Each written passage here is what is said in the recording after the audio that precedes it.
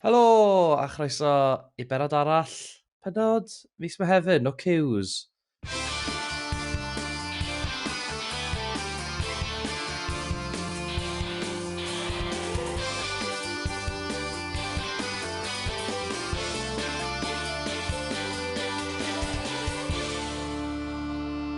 Iawn, Lowri? Iawn, diolch, fel ti'n iawn? Yeah, good. Ie. Wedi rhoi cyfro Steddfod yr Yr. Oh, just about, de. Ie. Yr un diwrnod o'n i yna. Ie. Diolch i bawb nath tiwn o mewn yn fyw ac yn ddigidol i'n podlediad Steddfod ni. Oedd e'n brofiad hwyl. Oedd, nes i fwynhau. A nes i. Oedd o'n rili neis cael sgwrsio yn fyw wynab yn wynab, ond hefyd, no offence, yr highlight i fi oedd cael t-shirts K-Cabs. Oh my gosh, fi'n gwybod. O, o'n i mor annoyed, chos nes i adael y maes heb fynd i weld y taxis. Nes i bwynt, nes i allan nhw'n ffordd i chwilio amdanyn nhw. Absolutely gutted, i fod yn honest. Oh, fake fan. Oh, gosh. Oh, gosh. Wel, ie, mis arall o'n nhw'n dod rownd wedi bod. Yn amlwg, Dani a Barry yw'r dal y brif peth sy'n gyrru popeth. Ie, y prif stori, ond dwi'n teimlo fatha, mae'n odd yn di, some events mawr wedi bod yn digwydd, ond mae pawb jyst i weld yn bicro, a mae'n fatha ffrio bach, a mae pawb efo ryw asgwrn i grafu efo rhywun, so dwi'n meddwl mae'n lot o potensial i lot o ffrwydro ddigwydd ar ryw bwynt, da. Oes. Un peth really cyffroes am y benod heddi yw y byddwn ni yn croesawu gwestai arbennig iawn, John McGrellis, a.k.a. y dyn ei hun, Mick. Yes! Ni siarad efo Mick! Oh my gosh, gafon ni fe? Hyn di'r freuddwyd o'n i rioed yn gwybod bod o gennau. I know. Dwi'n methu gwitcha di gael siarad efo fo. Mae'r boi just yn eicon. Yndi, ma fe. Oh gosh, fi'n methu aros. Oedd rhaid i mynd trwy agent eto ba. Da ni'n gorau hynna fel arfer. Wel, arfer, mae'n rhywun sy'n gofyn, mae'n rhywun sy'n fel... Oedd e'n eitha ffynnu ddo, oedd Sean sy'n helpu ni trefnu. Gwaith teg, oedd John di gweud, the lady that was helping me the other day, Sean. Yeah, sounds Sean. Dwi'n Sean ddim y lady, obviously. Anyway, gosh. Yn i blaen efo'r podcast, o fe? Yeah, well, let's go.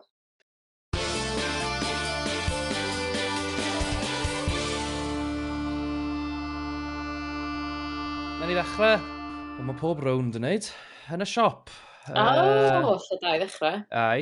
Wel, ddim just y siop, y brif siop, a'r caffi a'r salon, ond hefyd y caffi newydd yma. Sydd mae Ant and Dec yn mynd i fod yn agor. Ant and Dec? Mae'n hynny'n hilarious. Philip just yn crynu ni sgidio wrth feddwl bod Ant and Dec mynd i fod yn agor y caffi newydd yma, ia. Basically, mae'r iard, Gweno a'r teulu, yr hwntws, yn bwriadu agor caffi yn yr iard. Fi meddwl sy'n syniad gret. Mae'n syniad gret, yn ywedig pan ti'n ystyried o math o fusnes ydi o, a sicr fysa chdi yn cael rhywle fel efo coffi chat ti'n aros a aros am y reid neu rhywbeth, ond dwi ddim yn meddwl bod o'n syniad da, achos di Gweno yn mynd i allu cwpio na di. Mae'n fflapian fel yma, ie. Ie, mae'n wir. A ni'n gwybod faint o shortages o waiters a waitresses sydd yn Glanrafon yfed. Mae Philip yn stryglo i gael waitresses a waiters, dydy. So, dwi'n yn gwybod. Fydd anes lot rhy brysur i fod yn gwneud byth. Bydd. Ond, tiaw... Yes, dyn ddim yn dryst. Siwr bydd lle gael rhywun mewn. Fi'n personol o bryn syniad da. Fel ti'n gweud, mae'n fath o le bysau efo. Thing fel da. Ar hyn o bryd, fi'n teimlo fel gyd maen nhw'n actually mynd i wneud yw sandwiches a coffees. It's a big deal, really. Ond mae wedi bod yn ticlo fi, faint mae Gwen wedi bod yn obsessed efo'r coffee machine yma. Just fel... Mae'n absolutely insane, first of all. Bod ti yn cael coffee machine top of the range. Mae o'n proper coffee machine, ydy. Barista, fatha, mae'n un go iawn. A sa'ch ddim yn hollol angen rheidiol bwrwle fel efo peiriant coffi fel yna, di. So, lle ti'n bwysio bwtwm sy'n yna'n ffain. Yeah, exactly. Lot llai o hassle o fyd, actually. Geith pwy bynnag sy'n reception neu dyna, medrith. Ffa mlaen o fe. O, mor swish. Ydy, Oedd o'n huge. na gyd wedi bod yn neud o i fel trail set o fel an. Bob tro fi'n siŵr bob tro mae'n shot efo'r coffee machine. Mae'n sy'n fel golchi fel polish o fe. Polish o. Sa'n credu gewn ni goffi tan ar ôl dolyg? Ti'n meddwl, fi'n teimlo bach o wael i hi, achos oedd Anest fel, oedd hi'n offi'r syniad ar y dechrau, unwaith oedd y coffee machine dod, oedd hi fel, sy'n amser dy fi am hwn. Dangos bach gefnogaeth, ia. Yeah, come on. Ond wedyn hefyd, be mae di rhoi i ni, a dwi'n joio hyn y fawr iawn, ydy bach o family feud rhwng hi a Lowri, achos amlwg di Philip ddim hapus efo fo. A oedd actually bod really petty ei ddydda. Na, Mel. Paid o syrfi. Fi'n gwybod, terrible. Hollol petty.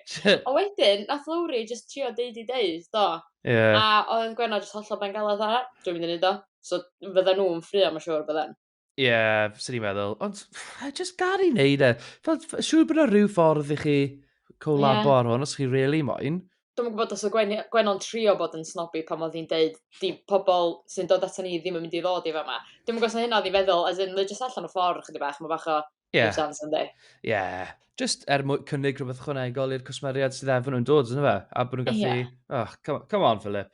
Yn union, ond nath o fod yn hollol dan dyn a ffonio fatha pobl asiantaeth safona bwyd, neu beth bynnag do. Sneaky. O'n i ddim yn offi o'r o gwbl. Na. O'n i ddoffi pan oedd Matthew yn copa efo Gwenno nhw pan maen nhw'n sort of dathlu ti'n bach. A Matthew bod yn really nice i Gwenno unwaith eto. Matthew wedi bod bach yn flirty hefyd, oedd yn deud bod yn edrych yn dda, fatha. Hei, Gwenno. Ia. Croeso ôl. Ti dech dda? Fi'n meddwl falle oedd y claims nath ni'n neud o blaen bod nhw ti'n mynd i gael y ffyr. Wel, ddim y ffyr bys fe nawr am hynny, ond fi'n meddwl falle bod yna dal rhyw spark fach na. Na rhywbeth, Mae rhywbeth yn mynd ymlaen yna. Bendant. Gai pwyntio bas un o hoff lanes fi yn y mis diwetha. Un o lanes pryn Jason, mis yma, actually.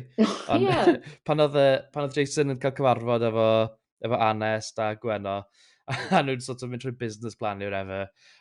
Ond e fel... Pan ti'n rhedeg busnes arwylio, fi, ti sylwi pa mor bwysig ydi awyrgylch i chi. Cheers, ti'n rhedeg ti pizza? Ie, jyst deud pa mor bwysig ydi awyrgylch, o'n i? Ti'n rhedeg ti pizza, hefyd. Brilliant. Ie. Ond ie, gawn ni beth sy'n digwydd hwnna. I fod yn onest, fi'n falch i jyst i gweld Gwenno back in her spirits. Dwi'n meddwl bod dywediad. Nôl mewn good mood. Ie. Rhywun arall sy'n mewn tipyn o good mood yn ddiweddar yw Gloria, sydd hefyd yn gweithio yn y caffi. Dyn ni heb cael ateb pendant have they or haven't they fath o beth efo Arthur a Gloria. Ond mae fe'n eitha obvious bod nhw yn hygo lan. Yndi. Oedd o'n di dechrau fo'r sale cist car na. Pan ba nhw'n alw o yn sale cist car yn Gymraeg da? Trwmbl ydi bwyd, de? Dwi'n gwybod os na fi oedd yn darllen gormod o fewn iddo fo, neu achos na Arthur oedd o. Ond oedd o'n swnio eitha bod yn gwneud fatha uffar o euphemism. Nath o ddeud... Erbyn diwedd y dydd, de, fe gen ti garage wag a ffwrs llawn li. Ydy hynny'n euphemism? Yeah, I don't know. Because if Arthur probably was, and there's somebody arall sy'n eitha, na, just ffaithio, Ie. Ar ôl y caboot, oedd e wedi rhoi'r arian i gyd, ddim cymryd ceiniog o Gloria, sydd ddim fel Arthur o gwbl. A ti siŵr ti'n misio dim byd am dy draffath? Cymaint sy'n tang i ti, Gloria. Ges i gymaint o hwyl, de, mae'n un ddigon o dal. Ia, ti'n llygad y le. Mae o wastad yn y cyffordd ni i ceiniog, dydy. Unrhyw esgus. Unrhyw ffordd, dim ots pwy, wneud e wastad cymryd tal. Ia, ti'n iawn, actually. Hefyd, nes i weid cwpl o episodes yn ôl ar y podcast, bod fi'n meddwl bod y ddau o nhw efo rhyw mindset sy'n offi deals. Wel, yn amlwg, mae hwnna wedi dod nhw ati... A ni'n meddwl bysau hwnna'n dod nhw ati gilydd, mae'n amlwg wedi. Car boot sale. Called it. Ar ôl y car boot sale, wel. Sgyn ti gynlluniau mae ddill y dydd? Na, yn millu, de. Ti eisiau di mewn? Mae hwnna mor wir, actually. Nes i'n meddwl amdano fe fel ond yr hoffter am fargeinion a pres oedd actually det cynta nhw. Ai. A wedi, wrth gwrs, fel ti dweud, ni'n gweld yn y caffi, ac oedd Gloria'n hwyr i'w gwaith. A Mel fatha, Lle ti di bod? Nes i'n cysgu dda neithiwr, cofia. A swn i fatha cadach, swn i di dod i mewn yn gynt. Ai. o! Oedd hefyd rhywbeth, lle fi credu, fi siŵr oedd Mel ar y ffôn i Gloria, ond oedd hi'n gweud, Cheeks, medre ffôn lawr yn fi? Bob dim yn iawn? Dwi'n gwybod. Just ffonio i dde bod ti'n dod yn hwyr. Be doedd i pam? Oedd hi'n swnio'n od.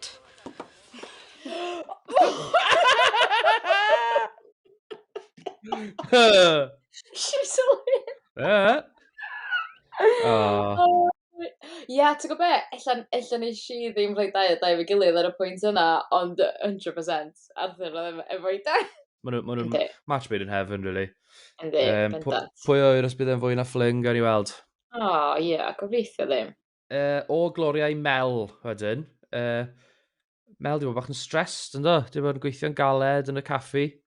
Graduras. A ni'n absolutely lyfo pan oedd Kelvin wedi... Dwi wedi bwcio gwyliau ni. Heb ofyn ni? Ia, wel, surprise. Carafan yn Prestatyn. Yn posh fyd. Comfort Plus. Be bynnag mae plus yn meddwl. Comfort Plus, ie. Ond mae rai bod Comfort Plus yn mynd i fod yn rhywbeth ffynnu. Ti'n gwybod fatha weithiau ti'n cael fatha one-off penodau lle maen nhw'n mynd i'r ola. Ni'n mynd i Gaerdydd. Please. A just one-off penod o fel a celf. Ie. Yn y glaw.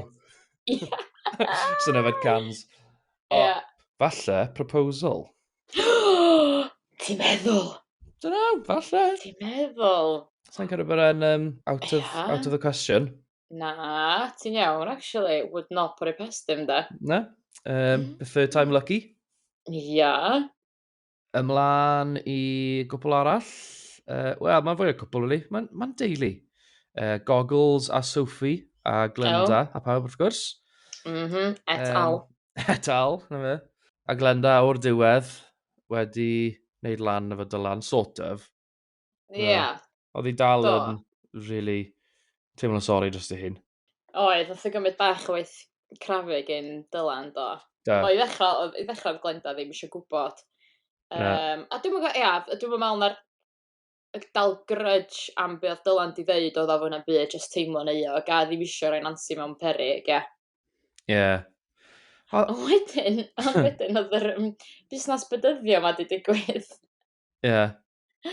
Ac oedd Mel di cynnig i Sophie, sa bydyddio'n gret, ac o Sophie dda, ia, ideal, sa hynna'n gret, cos neith o gadw mam yn brysur am chydig, a neith o'n neud hi'n hapus, gret. Dylan ddim yn cyn iddi gael ei bydyddio.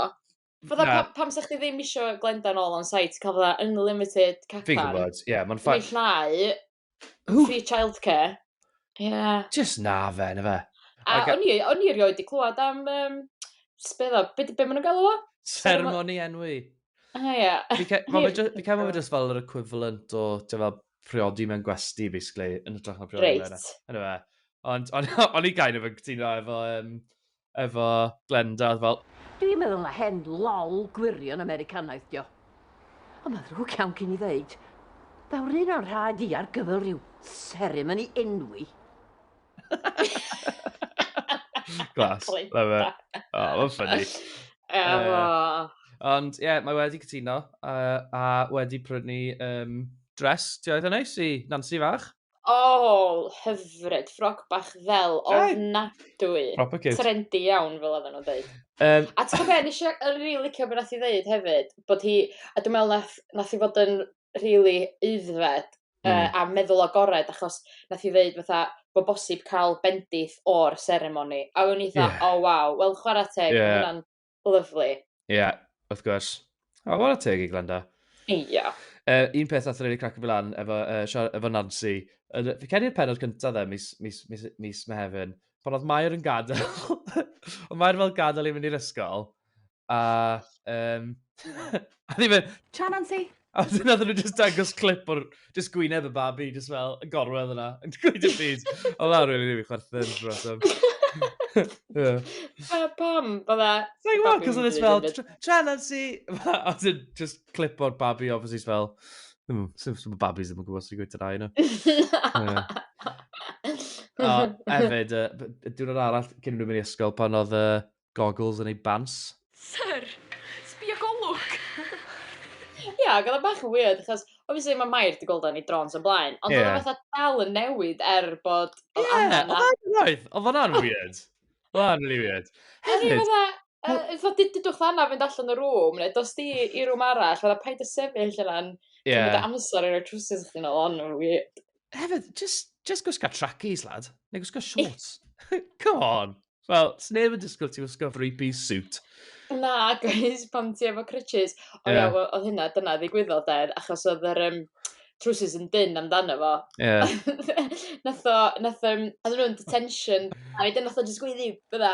Beth weird, Desi? A wedyn ni'n gwybod bod o di fatha gach yn trons, yn efo. Cys y gwyna bod just fydda, oh god. A ni'n meddwl di strainio gymaint. Ond just i rhwygo oedd y trwsus, ie. Ie, dre yna fe. Nath ni sôn yn quick am Mair ac Anna a kids eraill. O gafon ni olygfa, wel, un o'r prif bethau yn y mis diwethaf, mae Iowan wedi bod yn absolute nightmare, a little psycho bach. Y math gweitha o psycho fel babi mami psycho. Ia, ti'n iawn. Ti'n llygad y le, babi mam ydy o dde. Anna wedi bod mor neis i fe, a fe'n taflu rucksack ar y to. Rude. Dim hogia nath, ond un hogyn. Pwy te? Iowan. Horrible, da. Horrible. Ond nath hwnna hefyd arwain i ni'n gweld y spark yn cael ei ail-oleio rhwng Efan a Mali. Diolch, Efan. Ia, diolch. Ynddo? Ia, do, ti'n iawn. Maen nhw'n raddol di bod yn mynd yn ôl yn agos, da. Yndyn, ie. Achos bod o di bod i nôl y bag, a dwi'n meddwl oedd Mali yn rili gwerthfawrogi bod o di gwneud hynna. Oedd, ond na rhyw look neis. A hefyd, ar ôl hynny wedyn, efo'r clean-up thing yna. Ia, wrth y môr, yr hel o plastig o'r môr, ia. Oedd e wedi rhoi enw i lawr, enw fe lawr, a nath i weld hwnna fel gwenu, a... Ia. A yn amlwg, ers i'r fam troi nôl lan, yn ei siarad bach mwy am hwnna mewn eiliad. Ond ia, ers hynny, mae hi wedi bod yn really gefnogol. A fi'n meddwl maen nhw back on the cards. Ti'n meddwl? It's gotta be fe. Dwi'n gwybod. Maen nhw mewn lle da, dydy. Mae perthynas nhw mewn lle da. So dwi'n meddwl, ydyn nhw'n mynd i fod yn gariadon, ta ydyn nhw jyst yn mynd i fod oedd brawd a chwaer. Oh my gosh, wir, falle byd nhw. Dwi'n gwybod, os di jyst mynd i platowio, neu dwi'n gwybod. Stori arall o Mali wedi bod yn, yn rhedeg efo'r busnes clirio lan y môr yma. Oedd hi a Caitlin wedi dechrau gwerthu, dechrau creu rhyw gelf, ynddo? Allan o'r sbwriel yma. Oedd e'n eitha ffynnu pan oedd John, oedd Rhys di cyfyd o John i prynu un o'r darnau o Caitlin. Sa dad yn licio prynu na dy weithiau celf di a Mali roi'n swyddfa fama. A cofio godi dwbl yna fo fyd. Dwi'n lyfio gweld pobl sy'n bach yn tight efo i cash a maen nhw bethau mewn sefyllfa lle maen nhw'n gorau gwario a dda, oh god. Oedd hefyd yn ffynnu pan oedd hi wedi dangos y thing i fel John o Sian lle cynta, dde fel... Be, di pobl prynu stwff i la? Sy'n ni'n gwario ar hwnna. Gosh. Ond fi'n credu y peth mwyaf sydd wedi dod mas o hwn, wedi heb digwydd eto, ond nath nhw ffeindio rhyw bracelet neu rhywbeth, ynddo? Alla bod i werth rhywbeth di? A Mali fel, gaded, bydd hwnna'n werth dim byd. Ond nath Caitlin roed yn ei ffoced hi. Fy'n rhywbeth felly bydd. Wel, mae'n rhaid. Mae'n rhywbeth like Mehefin pen fi bod na rhywun wedi lluchio fo, a da ni wedi gweld o blaen rhywun yn lluchio'r bracelet neu wedi colli fo. Ti'n meddwl? Dwi ddim yn cofio be. Ond dwi'n siŵr nath o rhywun fynd efo metal detector i chwilio amdano fo, ne. Ella bo fi'n drysu straeon. Ella bo fi'n hollol drysu, dwi'n yn gwybod. Ond ia, os da chi fans y podlediad yn cofio yn la, please dydwch. Achos mae'n bygio fi chydig bach yn gwneud rhywun jyst fatha lluchio fo. Falle. Dwi'n yn cofio be, rhywun efo metal detector, I don't know. Be? Gosh, pwy oer? Dwi'n yn gwybod. Digon posib. hefyd efo Caitlin, ia, oedd un lein, dwi'n gwybod sy'n sylwi, lein really funny, ac oedd o fatha massive tongue twister, iawn, dwi'n wedi sgwennu fel awr. Nice. So, pan oedden nhw'n y garage oedd o, a dyma hi'n deud, sa'n syniad i chdi slofi lawr dros speed bumps, mae sensors yn sensitif a slap sydyn yn gallu gael effaith arnyn nhw. Oh my gosh! Ia, ella sa'n syniad i chdi slofi lawr dros speed bumps o falle. Mae sensors yn sensitif, os a slap sydyn yn gallu gael effaith arnyn nhw. Nice. Mae'n i'n stres na glwad o. Oh my gosh, ti'n deud yna, ti'n tair gwaith ar ôl peint. Ia, ella sa'n syniad i chdi slofi lawr dros speed bumps o falle. Mae sensors yn sensitif, os a slap sydyn yn gallu gael effaith arnyn nhw. Oh, glas. Love it. Fair play, ie, da iawn. Tongue twister a hanner. Fi wedi bod yn really mwynhau Caitlin y mechanic. Gosh, fi'n proud iawn o Caitlin. A mae'n amlwg bod John a Sharon hefyd. Mae just yn lovely. Yndi, a mae'n amlwg yn really keen, a mae di ffeindio rhywbeth mae'n really mwynhau. A ti'n gwybod, mae'n y bres decent i wneud o fod y mechanic. Mae'n dewis gyrfa, llwybr gyrfa really da iddi hi. Yndi, 100%. A mae'n just yn really cool bod hi'n dewis y llwybr yna, sydd yn fatha dilyn John, sydd ddim yn dad maeth iddi hi. A mae dal, so mae'n fatha proper plentyn iddo fo, mae'n really sweet. Chwarae teg, a John yn amlwg yn mynd i talu hi fynd i'r coleg, a dal talu full age. O, mae gyd yn hyfryd. Yndi. I wish oedd John yn bod bach mwy cefnogol o potential promotion Sian, ond... Dyna ni. Gael bach yn gytid oedd yna, bod e'n i fel dychmygu nhw'n fatha retire o slow o lawr, ond... Hei! Mae dal amser, tio. Ia, oedd o'r rhys di cyfensio fo fyd yna. Cerdded ar arfordir, cael camper van, scota, a wedyn oedd o fatha, Sian fatha, ie na, dwi'n mynd yn gweithio glesach chwan, so, see here. Na fe, chwarae teg iddi, mae'n gopar bach da. Yndi, a ti'n gwybod be, fydden nhw angen y pres i yrru Caitlin drwy coleg fydd, so. Bydd, fydd yn iawn. Nes i'n rili fwynhau, hi actually, pan ddeth i gael sgwrs efo Ellen yn y caffi, a ddi'n rhoi fel gyd o'r lowdown o beth o'n meddwl i fod yn fel, ar ôl dod mas o carchar, a ddi fel, ti'n gweud y drefn, basically. A fi'n sôn nawr, obviously, am Emma. Gosh, hwntw arall ar y sîn. So, ni'n siarad bach yn barod am Ioan yn bod yn annoying as heck. So, dde actually'n colli tymor ar Ellen at one point, oedd hi gweud, bai hi di hyn i gyd. Sa mam di aros yn gweld ni heblaw bod honna di dyfetha bob dim. Os reit ar ôl yna, ymateb thyr, a dde gweiddi Ioan, oedd e's gweiddi yn really high pitch, oedd e's fel, Ioan! Ioan! Nid i'n chwerthin. Oedd e'n really funny. Ioan! Boina just isio absolute chwipdyn, dydy. Di, proper. Mae angen alef ei borstal. Fi'n meddwl bod fe yw villain newydd ni, fe yw'r D-drwg, fel, fe yw'r just yr iestyn bari nesa. Ia, ti'n iawn, mae just yn psycho, dodi. As in, mae'n gallu bod yn nice as pie, a mae fo Gwen mor anwyl a lyflu. O wedyn, mae o yn troi mewn i gymaint o psycho. Special laptop e? Laptop? Nuts. I dad o. Oh my gosh, o'n i'n mynd disgwyl hynna, a hefyd fatha ddim yn poenus na cael ei ddal da, mae hynna'n arwydd o. Just, ddim yn poeni o gwbl. A pawb yn trol helpu fe, Ellen yn cymryd y bai am y laptop. Wedyn oedd Mali wedyn yn gweud i fe'n ysgol, gweud fel... Mae pawb yn dall bod y busnes efo dy fan di bod yn anodd i chdi. A wedyn, pan fi'n cofio, oedd y bit le nath gweud iddi hi, o ti'n sôn yn union fath o mam chdi, a oedd hi fel... Ti'n gwybod be, hwnna ydy'r compliment mwyaf dwi wedi gael ystalwm. Mae mam wastad yn rhoi pobl eraill o flaen hi hun. Dyna sy'n gwneud hi'n fam a ffrind mor dda. Yes, Mali. Ti Ellen yn ledge. Ia, ynddi. Bod, to be fair, Ellen, mae'n bach yn psycho efo'r whole thing ma. Fi'n gwybod bod e'n amlwg yn stressful, ond sa'n cael bod i mewn position i fod yn... Ti'n mynd yn genfigennus sy'n gweld nhw'n chwerthin ti fas ti pizza, beth fel da. Hynna bach yn fatha, ti'n fyny chdi bach da. Mae Llyr yn honest iawn o fi, a'n gored, a mae'n dweud fel... Ond fi just eisiau datgoffa di, bod fi'n dy garu di, a mae ti yw'r peth gorau sydd wedi digwydd i fi ers blynydde. Mae'n bod yn really neis iddi, ond mae o yn bod yn really neis, a mae Llyr mewn lle mor gas, achos yr unig beth mae o isio ydy'r gorau i'w blant o. Dyna i gyd. So, o'n i chydig bach fatha, oh my gosh, mae di rhoi show home i Emma, ond mae'n gwybod beth sy'n mynd i gadw Ioan yn hapus ydy cadw am y cysylltiad efo'i fam. Na pam mae... wrth gwrs. A fatha cael perthynas normal efo'i fam. Oedden nhw'n byw efo'i gilydd, a wedyn mae jyst mynd i jail. So, yn amlwg mae Ioan mynd i fod eisiau sleepovers a bethau dydy, a pick up where they left off. Ond diolch yn mynd i adael i'w fab fynd i dy a feach na di, so...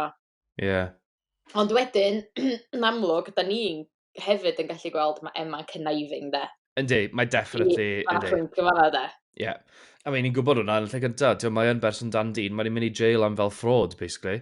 So ni'n gwybod bod hi'n capable o fynd tu ôl i cefn y pobl, o fod yn sneaky, o twyllo pobl. A sy'n ni'n meddwl dal lot o hwnna i ddod. Ia, a dwi'n meddwl mae Ellen yn gweld hynna. Mae hi'n kind o gweld beth i Emma. A mae'n poeni am hynna, poeni dros llyr ar hogia. Definitely. A hefyd, oh my god, sori iawn, mae'n to ridiculous oedd o, oedd Ellen di picio allan, ia? A nath i ddod nôl, oedd Emma'n di tynnu chicken allan o poptyn. Hi. Oedd hwnna'n mad, oh my gosh. O'n i'n hollol grwff yn sbio ar y teli fatha, ydy hi'n serious? Dim ond bach o gref, fi angen wneud. Sa'n lygai.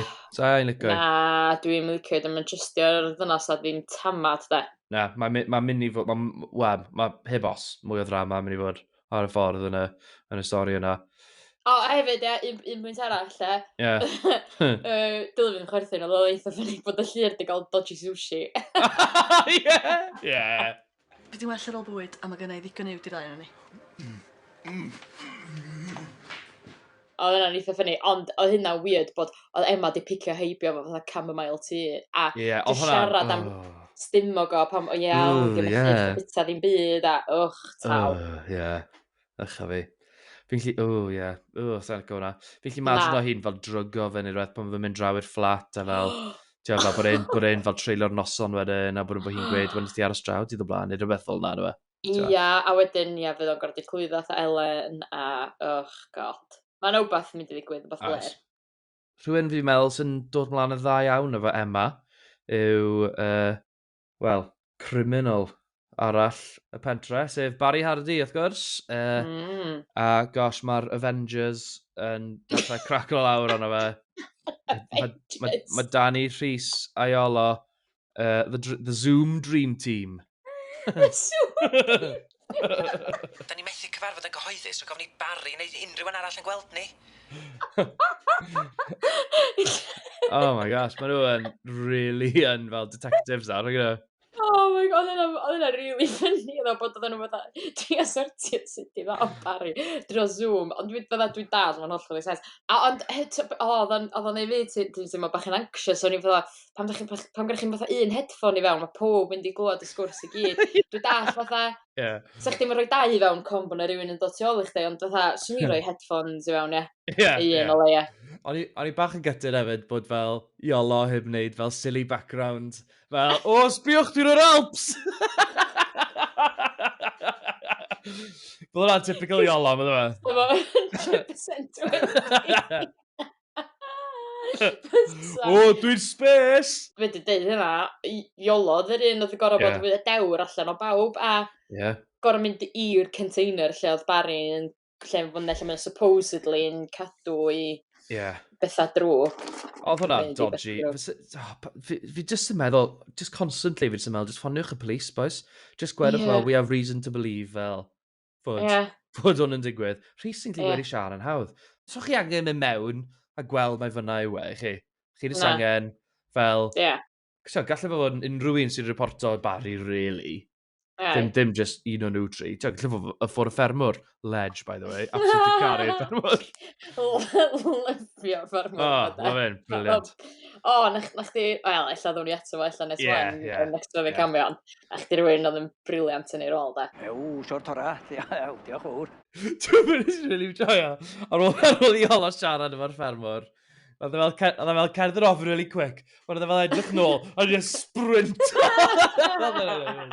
Mor ffynnu. A wedyn yn amlwg, so oedd Iolo di mynd yna, a oedd Danny fod i trio cadw Barry yn y caffi doedd mwyn i fod gael mynd i fusnesu. Oeddi hi'n thic pam nath o'n gael brecwast, neu cinio, just panad. A dda, what? A fatha cael o fatha full English sy'n mynd i gymryd hir i wneud, ia. Ie. Neu jyst bod fel, Barry, dwi'n teimlo'n dda, y babi, dia. Ia, dwi'n meddwl dyle fi fynd i weld y doctor neu rhywbeth sydd efo fi. Ie. Chos chwarae teg i Barry. Chwarae teg. Oh gosh, fel ni'n gweud pen y diwethaf, mae fe definitely gaslight o fi. Mae fe definitely yn trio ffyn y ffordd mas hefyd, ond mae fe obviously dal yn really scary. Yndi. Ie. Yndi. Na, oedd i fel, ie, fel ia, da ni'n gaslighted.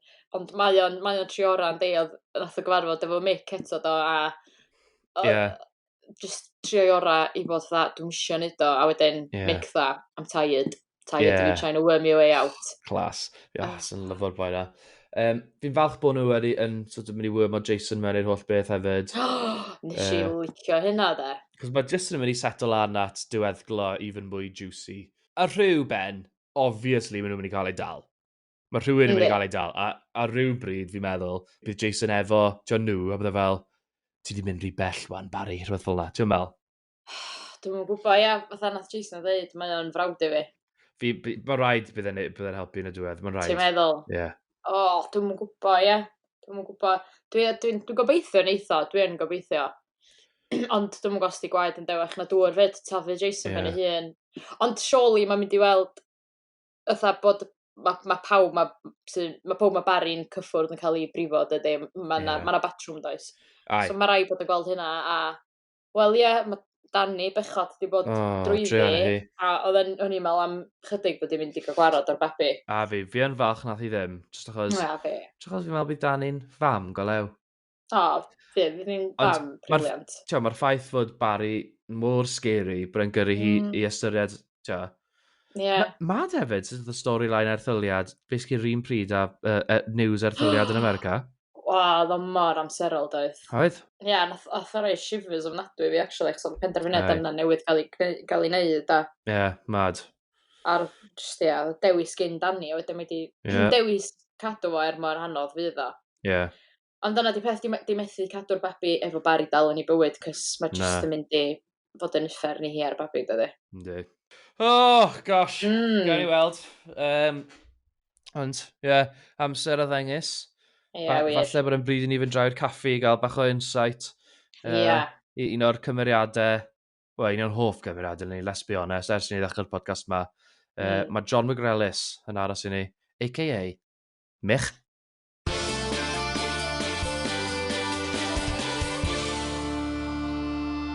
Joining us now in the cafe for a chat, and we're very excited about this, I have to say, is John McGrellis, a.k.a. Mick. Welcome to the podcast. It's mad. We were posting on our Instagram stories and Rownd's Instagram stories, sort of saying that you were coming on the podcast, and people have been so excited. No way. We've had more. I think we've had more questions. We'll get into the questions from the viewers later. But I think we've had more questions for you than for any of the other characters. Anyone else? Wow. Yeah. I'm flattered. Mind you, I suppose you don't get many English characters on, do you? Especially skeletons. How long have you been on? Well, how long has the Rownd stint been going on now? How long have you been playing Mick? I think there's still one or two scenes to air, but I started last October, September, October-ish it was. So as you know, I pop in and out for certain episodes to, help with the Gwion storyline, Barry. But yeah, it's been quite a decent run. As an actor, it's nice to have a continuous bit of work instead of sort of one day here and there. So yeah, it's been going on quite a while. How did you come about getting the role of Mick? What were they looking for? Well, it's a funny story, really, Dylan, because I went in to do one episode in 2017 or 2018. Oh, yeah. And the episode was set in Liverpool, and the couple, Kevin and Kelvin, sorry. Yeah. They were going to Liverpool for the weekend, and they needed a scout security guard. So basically, their little lad popped something in the bag in the shop that they were in, and I accused him of shoplifting. Oh, my gosh. That how my round journey started. Was back When in. was that then? I think it was around 2018. Whoa. Yeah, I want to say 2018. I feel like I remember that, you know? I feel like I remember. Yeah, it was set, as I say, the episode was set in Liverpool, but we filmed, obviously, down in Anglesey, in a Matalan. Ah. So, obviously, it was a great day, you know, really enjoyed it, and had a good laugh with the crew and the cast and stuff like that.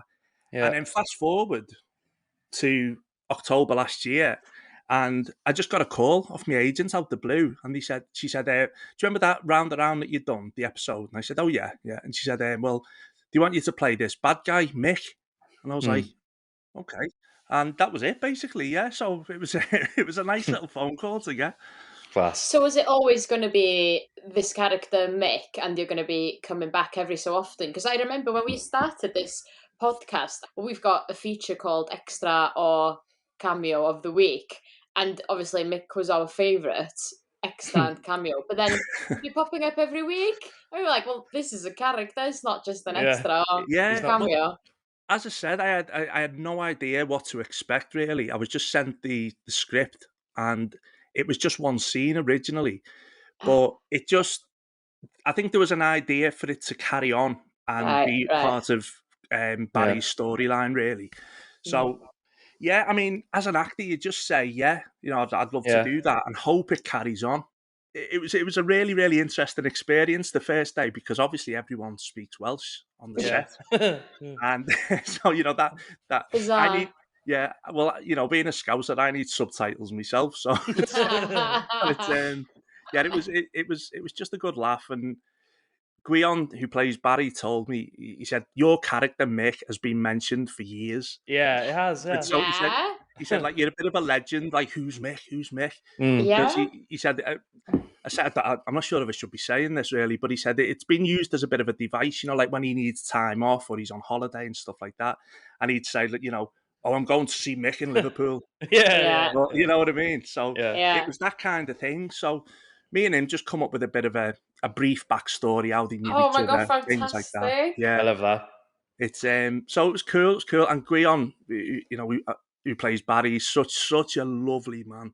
Yeah. And as you know, all of my scenes were with him, so it was it was an absolute joy. We just had the best laugh, and sometimes a little bit too much, you know. And that's all I'll say on that.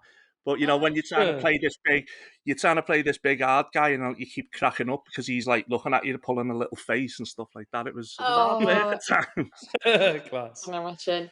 So did Guion kind of, or the production team kind of fill you in of all the storyline that was going on involving Barry then? Or would you just turn up, say the lines, and not understand what's going on at all? Occasionally, occasionally. Sometimes I'd have to ask for clarification on what had happened in the episode, right? Or previous episode. But you know, as an actor, really, Mick wouldn't know that anyway. You know, he'd know, he'd know what he knows, and he'd be sent there for a certain reason by Pat.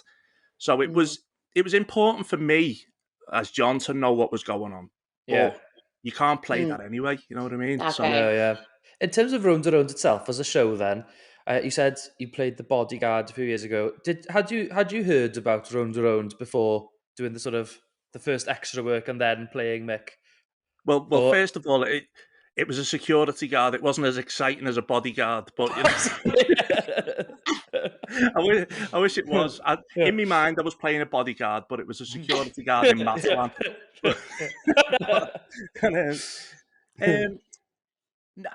Yes, I had, because I had a friend who'd done a few episodes on, is it Poblicum? Yeah, Poblicum. Did I pronounce that right? Poblicum, yeah. Poblicum. Yeah. And then through that, I found out about Rownd as well, because it's been going for years, hasn't it? Rownd. Yeah. Absolutely, yes. Yeah, since the early 90s. I was aware how popular it was, especially since Mick started appearing in the actual episodes, because my Twitter followers went up massively. No way. Yeah, honestly, yeah. Like I had a massive influx of Welsh followers. Yes. So thank you, and hello if you followed. Yeah. But I've had some lovely messages off people, and it was really surprising, to be honest, because it's such a small part.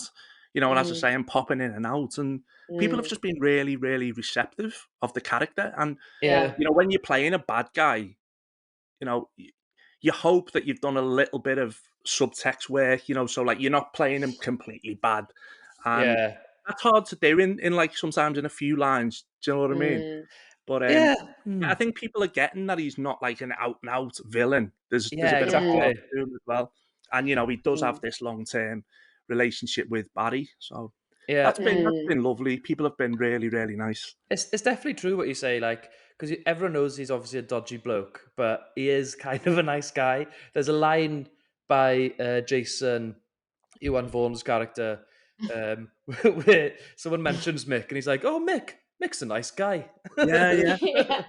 But that, you see, that's the thing. That's how you build these characters, because you can't just go by what you say. You've got to say by what other people say about you as well. Yeah. And you know, there were certain clues there that, you know, without delving into it, obviously, and asking for a bit more information, that's where we realised, well, because I'd done a scene with Yuan, and you know, we had a chat before, and I said, so I've probably known you since you were a kid. You know, I've always just been, all right, lad, you all right, mate? Yeah. And maybe like one of them, you know, when I go in. Yeah. So that was nice because we got to get a bit of depth to that scene as well. Yeah. Yeah. But it was great working with Yuan as well. He's another cracking lad. Yeah, he's great. Yeah. Everyone is. It sounds so cliche as an actor to come on something like this and be like, "Oh, darling, everyone was so lovely and fantastic. And the director was a joy to work with." But honestly, it was so much fun, and everyone's so down to earth. I loved it. It's great. Oh, brilliant! Did you have a nice time being, you know, over in North Wales as well to do the filming? Oh yeah. Well, Anglesea's beautiful, isn't it? It's a beautiful, beautiful place to be in. So yeah, I mean, I used to do, say, like 2 days at a time. So I'd stop over in Menai Bridge around that area.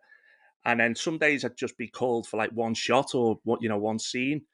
So yeah, I was just back and forth really. But it's a beautiful place. Beautiful place. I've been saying to my partner, Kirsty, that we must go for like a weekend, because I've been telling her, hello Kirsty, by the way, if you're watching. In your head then, when he became Mick, did you join both characters up, as if maybe he was a security guard a few years back? I played with that. I actually did play with the idea of doing that, but it just didn't fit. I did toy with the idea, but I thought, no, this is a completely different character, so there's no point really. The security guard part wasn't anything notable where people would go, "Oh, he played the security guard in 2017." Do you know what I mean? So it was more work than was necessary. Did you give him a backstory at all then, in your head? I did, yeah. I mean, I always try to. I mean, it's not always essential, as I say. You know, when the scenes are quite short, it's not essential. But for me, as an actor, I always make certain decisions because I think that affects the character essentially. Yeah. So I did have a bit of a backstory for Mick. Yeah. What kind of decisions? Well, just his family status, where he was from in Liverpool, what type of man he was. You know, the fact that he's on this decline himself. Okay. Because I personally made a decision that he's just as much as Barry has been caught up in this lifestyle, and now he's at a point where, I mean, again, this is not on paper. This is just my choice. Is that he was put in a position where he's had to turn a bit on Barry because it's his neck on the line back in Liverpool. So he's got caught up with Pat. Yeah, he doesn't want to cross Pat. And then it's spiraled out of control. And now suddenly he's in too deep himself. And that's where you're starting to see, towards the end of my scenes, you're seeing a little bit more edge to Mick, because it's like, listen, you're not the one that has to deal with this in Liverpool. It's me. So you sort it out. Yeah. Oh, definitely. You know what I mean? We've seen that quite recently, I think, where it did feel kind of at the start that Mick and Barry were a bit more level, and even though Mick was always the boss, they felt a bit more like pals. Yeah. And now it does feel a bit more like, right, Mick, Mick's kind of more threatening in a way, isn't he, towards Barry? Yeah. Yeah. Well, And I mean, obviously Barry's trying to get out, and Mick knows that, but he's like, just keeps him in a corner, really. And with Copper, getting the cleaner in without Barry even having any say in it. Yeah, well, that's it. I mean, that was kind of what I was going for. It was always going to get a little bit more heated because that's what I'm faced with in Liverpool. So when I'm having to come to Anglesey to check up on what Barry's doing at Copper, that's more stress for me. So hopefully it did escalate nicely, and you can't play it too much, but you do want to see that there's a stress on Mick's side as well, and it's not always being a bad guy for the sake of being a bad guy. It's because there's a lot of pressure on him back home. Yeah, fair. Definitely, yeah. Speaking of back home in Liverpool, we've got a few questions from the viewers. I'm guessing this means something to people that live in Liverpool, but Iwan Williams wanted to know, and I'm not sure whether these are directed to John or Mick. Iwan Williams wanted to know, what colour's your bin? Purple. Purple. Purple for the normal rubbish. Yeah. Blue for the recycling, and green for the garden stuff, like the grass and stuff like that. Although they don't collect them anymore, and they should. Oh, that's annoying. Thomas Lynch, Rhys H and Dav Jones all want to know Liverpool or Everton. Liverpool. Mighty Reds. All the way. Nice. I'm guessing Mick was Liverpool as well then. No, I'll play them as an Evertonian. Could you not tell? Did you Rownd have actually filmed in Goodison Park back in the day? Yeah. Oh, really? For Kelvin's, I think, second wedding. Yeah. Or first wedding. Oh, right. Funny. Couldn't they get Anfield now? A few people have asked, Cadian Harad and Owen Pritchard and Mally have, and I think, unless you've been acting up until this point, is the Scouse accent a real accent? Yeah, no, it is. Yeah. To be honest, it's softened a lot over the years, and you're probably going, "What?" No, it hasn't. But yeah, I tend to do like different accents for different things. So I'm currently drilling this Cockney accent for something that might be coming up for me. So yeah, it's softened a lot over the years, but you just turn it on, off and on for different things, don't you? Really. But yeah, Liverpool born and bred, best city in the world. Oh, yeah, it's a good city. Yeah. What else kind of acting do you enjoy doing? Are you more of a TV or sort of theatre person? What do you enjoy? Well, historically, I was trained in theatre. I started acting when I was about 13, doing school drama clubs and stuff like that. And then I went on to a youth theatre in Liverpool, and then I packed that in when I was like 17, and I got a girlfriend and got a normal job, and I was living at home, so I was making good money, and I just thought, I'll go back to that. I was just enjoying being young, basically. Yeah. And then from there, I woke up one day with a hangover. Actually, I just thought, right, this is stupid. I believed I was born to be an actor, and I thought, right, you've got one chance, you've got to go for it. So I enrolled in the community college, Liverpool Community College, and I'd done like an HND in theatre. Cool. And then I went to drama school straight from there. So I went to Bristol Old Vic. So nice. I'm kind of classically theatrically trained. So the first part of my career was all theatre, and then I got a break on an ITV drama, and then since then I've not done any theatre. So it's all been TV since then. Nice, which has been cool. Yeah. So it's very different. It's being a theatre performer. It's big. Everything's got to be big. And I remember when my agent started sending me up for TV auditions, and the casting directors would be like, "Whoa, too much. Bring it down. Think about this little box that you're in." So yeah, mostly TV now, and that's where I'd like it to stay, because I'm so passionate about screen acting and films and stuff like that. So I think that was always my goal, really, is to get onto screen acting. Class. Nice. Fantastic. Do you have any kind of tips or anything for any actor starting out? The biggest tip that I would give you as an actor is to always stay true to yourself and never try and be anything that you think an actor is meant to be. Okay. Because I fell into that trap myself for many years. You know, you see actors and they're all talking in a certain way and blah blah blah, and it's insecurity. You know, if you can own who you are in an audition and just be so comfortable, be nervous, yeah, because I'm nervous doing this. This is, you know, stuff like this. It doesn't come naturally to me. Yeah. But an audition, I think they want to see the real person. Yeah. They want to know that you're probably first of all, you're going to be nice to work with. Yeah. And that's really important. So always be yourself, be friendly. Obviously try and do a good audition because that helps. Yeah. And do you know what? It's just never giving up. It's learning to take rejection and sometimes looking at yourself and saying, okay, could I have done that better, that audition or that play or that TV show or whatever, and just constantly learning and never, ever, ever think, oh, I've got this now, because that's when you'll trip up. So it's always, it's allowing yourself to learn every single day. Nice. That's some good advice. Oh, thank you for that. You're welcome. A couple of people have asked,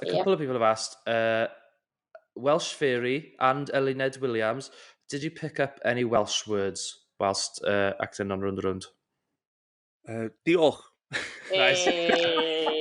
Everyone was so lovely because they just, you know, even though it's obviously it is a Welsh speaking set, everyone was just very inclusive and just spoke in English when I was there, which they didn't have to, but they did. And it's a, do you know what? It's a fascinating language to listen to. It really is. Is it? Yeah, I just love listening to everyone. Nice. Great. Deo Jones wanted to know, this is a good one, what would be in Mick's Tinder bio? Is he a long walk on the beach kind of guy? Tinder bio, that's boss.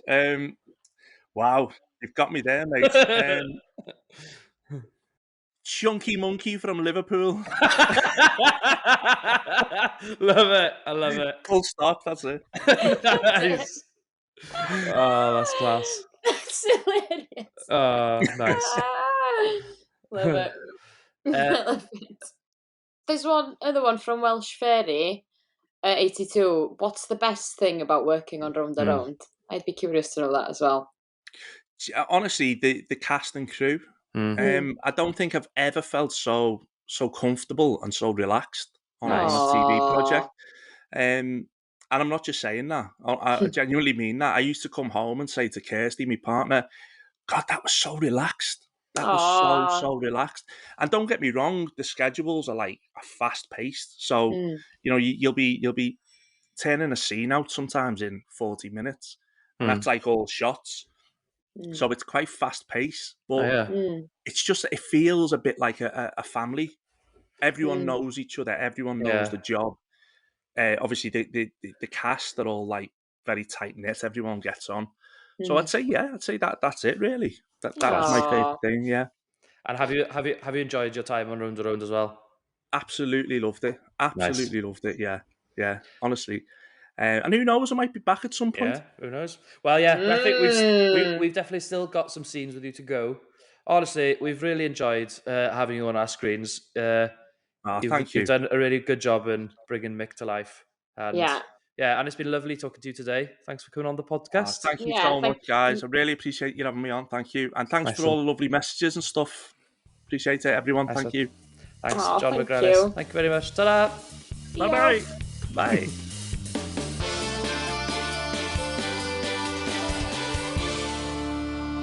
Oh, just a boi lovely, fe? Just fel, mae Scousers wastad neis fi'n meddwl. Ti'n gwybod be, dwi eto i gyfarfod Scouser sydd ddim yn berson neis. Chwarae teg, just, lovely. Ai, ti'n be, fi'n rili gobeithio bydd Mick yn cael cyfle. Os mae fe'n dyflannu'n fi bod e'n cael cyfle i ddod nôl rhywbryd, achos, oh my gosh. Ie. Lovely. Ie. Diolch o galon, John McGrellis. Ewch i ddilyn e, ewch i gefnogi e. Ie. Ie. Lovely man. Right, amser nawr am... Extra neu cameo y mis. O'n nhw dipyn o extras mis yma, dwi'n meddwl, a Sawlin yn heddi mensch, dwi'n meddwl oedd midwaith Dani yn briliant. Llenwi ffurflenni fyddwn ni bore yma? Hi ddoth rownd oedd y Barry di methu'r appointment doedd. Ie. So Danny drian ben un. A ti'n meddwl, oedd yn pwynt eitha tyngedfennol yn y stori, achos dwi'n meddwl Danny yn meddwl bod Barry di troi'r cornel, ond doedd o ddim yn amlwg. Exactly. Ond na, brilliant, good acting. Nes i really fwynhau y boi yn y penod cynta, penod 43. Boi nath dod i set o CCTV lan. Cofio bod fi eisiau neud ti allan fed. Good work. Shout out i'r pobl nath osod y peiriant coffi i Gwenno yn yr cychod. Yr horwdd peth yna. Oedd yn anfan hollol top of the range. Ai, full on top of the range. Diolch am y diosod o de. Iawn, siwr, ffonios os problem. Nai. A wedyn oedd un beth arall yn y iard. Oedd Gwenno yn bod yn annoying yn y cefndir yn trio symud cadeiria bethau. Ond oedd ddwy o bethau. Dwi'n meddwl ddwn i'n ôl rhywbryd eto i drefnu. So ti ddim yn gadael, os chos wedi symud gader? Ond hefyd, oedd e'n ffynnu, cos oedd fel proper fel... Ti'n meddwl pan mae plentyn drwg yn gofod symud yn y dosbarth, mae'n drago'r cader i ochr awr ystafell. Oedd e'n very much fel na fel, dwi'n stryglan. Oedd. Nid ati, ia. Nath ni gael y peiriant arall, a enw tro ma, i'r kid bach oedd yn holi o'n y dwll mis diwetha, Elliot, legend. Elliot, ia. Fe oedd y boi tu fas i ffenes yn detention, oedd yn tram yna sylw, Iowan. Ti eisiau ymuno dan ni, Elliot? Siapau. A, nath wneud i goggles golli drwser. Beth wedes i? Do. A hefyd, o'na un genius comedy moment lle, oedd Iowan yn sefyll wrth y drws ac oedd o di spotio Ellen wrth y drws. A oedd Ellen yn siarad efo Dylan goggles. A wedyn, nath Iowan kind of rhewi. A nath Elliot fatha, sbio nôl, sbio ymlaen, sbio nôl, sbio ymlaen. A wedyn mynd. A fydda, just fydda, a wedyn mynd. Oh, genius. Mae fe'n briliant. Fi eisiau gweld mwy o Elliot, os gwelwch chi fod dda. Ond fi'n siŵr bod ni'n gytun, a ni wedi sôn amdano fe barod. Dim ond un dyn sy'n heiddi teitl extra yn ei cameo y mis. Wel, y ffermwr. Gorau bod. Berchenog y locker. Da iawn, gret. Well done. Am ddyn clen. Dyn clen, hefyd, fatha typical ffarmwr, lyfio cash, de. Dylai cash, dyn nhw gyntaf bob mis, iawn. Siwr tora. Diolch fawr. Lyfo hwnna. Gosh. A hefyd, ddim actually yn really give a shit. Fel, bach yn nosy beth sy'n ymlaen yn yr thing, definitely. Ti'n pan yn dod draw, ti'n i gael sgwrs a gweld beth oedd ddiola neu fyna. Ond hefyd, dwi'n yn gofyn, dwi'n really yn paid ni fe. Dim llawer o bobl sy'n talu cash i mi da chweld am 6 mis ymlaen llaw am lefel un. So Mr Farmwr, llongyfarchiadau, ti extra neu cameo mis. Extra neu cameo y mis. Siwr tora. Diolch fawr. Mis. Cyn i ni fynd, cyn i ni orffen, a bydd Philip yn cael ei ffordd ac yn sopi'r caffi newydd. Dim os di Anton Deck yn troi fyny, dwi'n meddwl fe gen o enw obaith. Arthur a Gloria, cyfeillion neu cynwdlo? Cynwdlo, dwi'n meddwl. Dwi'n meddwl na fos wedi aros dros yma, dwi'n meddwl da. 100%. Kelvin a Mel, prestatyn proposal? Gobeithio sy'n anhygoel. Mali ac Evan, reunion neu just ffrindiau? Dwi'n yn gwybod os dyn nhw'n met, ne, gredon, ne, fath o brawd y chwaer. Dwi'n dweud just ffrindiau. Fe. Llyr ac Emma, oes yn unfinished business? Mae Emma yn keen. Mae yna unfinished business o ochr Emma yn sicr. A'r ffermwr. Ti'n meddwl os mae geith yr cyfle, ti'n meddwl neith mynd mewn ar y drug dealing efo Barry? Wel, ti'n gwybod de, os ti'n ffarmwr, cash is king. Cash is king. Right, nice one. Diolch bawb am wrando. Cwch gysylltu os chi moyn. Nice one. Ciao, ciao.